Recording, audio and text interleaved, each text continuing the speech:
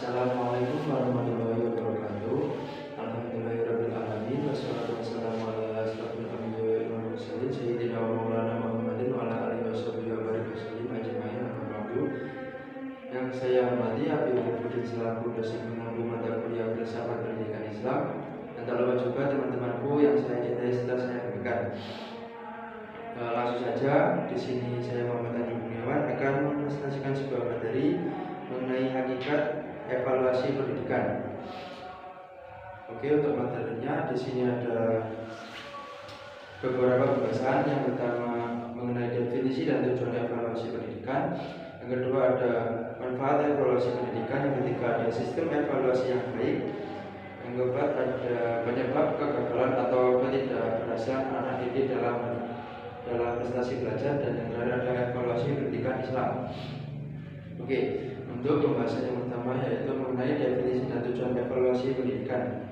Definisi evaluasi pendidikan diartikan sebagai penilaian pendidikan, yakni kegiatan penilaian yang terjadi dalam aktivitas pendidikan melalui pengukuran menggunakan alat ukur tertentu seperti tes lisan, tulisan, atau alat ukur kemampuan lainnya.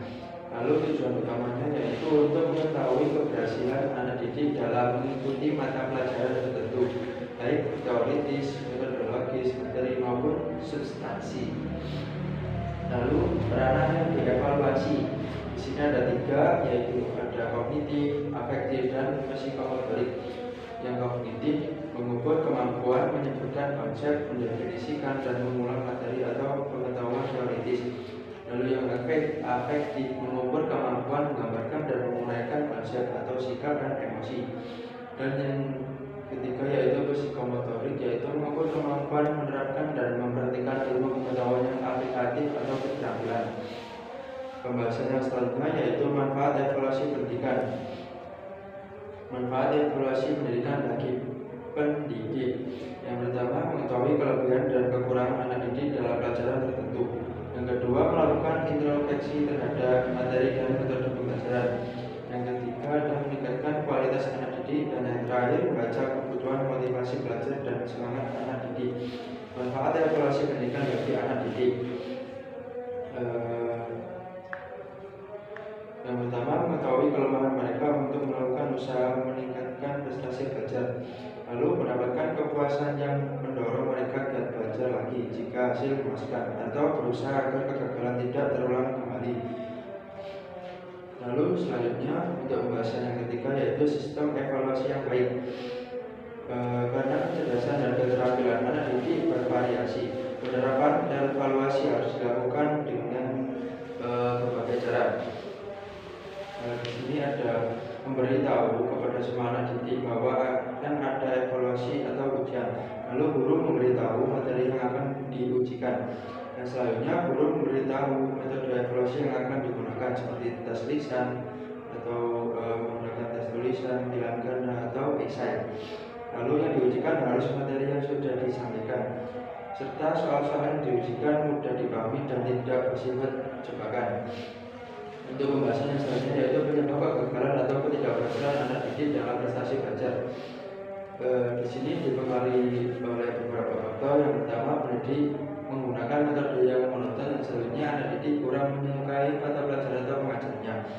Lalu tidak ada pemberitahuan sebelum evaluasi. Kemudian soal-soal yang diujikan belum dipahami atau belum disampaikan. Yang selanjutnya, lingkungan kelas kurang akomodatif atau pengap, bising, dan panas. Lalu kondisi anak didik yang sedang sakit, kemudian tidak ada rujukan yang ditetapkan sebagai buku pegangan. Dan yang terakhir yaitu adanya faktor eksternal seperti dalam rumah, tempat tinggal, asrama yang mempengaruhi hasil belajar peserta didik.